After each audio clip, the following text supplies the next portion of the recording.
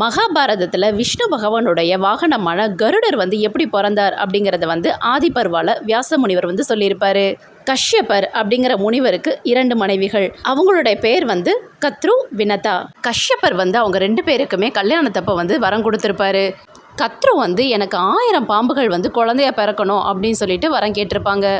ஆனால் வினதா எனக்கு 2 குழந்தைங்க போதும், ஆனால் 2 குழந்தையும் கத்ருவோட குழந்தையை விட சிறந்து விளங்கணும் அப்படின்னு சொல்லி வரம் கேட்டிருந்தாங்க. கத்ருவோட 1000 முட்டைகள்லேருந்து பாம்புகள் வெளியே வந்துடுச்சு. ஆனால் வினதாவோட 2 முட்டையிலேருந்து எதுவுமே வெளியே வரல. வினதாக்கு ஒரே பொறாமை. கத்ருக்கெலாம் குழந்தை வந்துடுச்சு, எனக்கு இன்னும் வரலையே அப்படின்னு சொல்லி பொறுமை தாங்காமல் அந்த முட்டையை உடைக்கிறாங்க.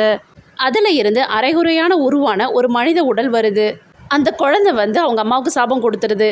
நீ கத்ருக்கு தாசியாக போயிடுவ அப்படின்னு சொல்லி சாபம் கொடுக்குது. வினதா 2வது முட்டை அதுவாக பொரியிற வரைக்கும் பொறுமை காத்தாங்க. அந்த 2வது முட்டையிலேருந்து வெளியே வந்தவர் தான் கருட பகவான்.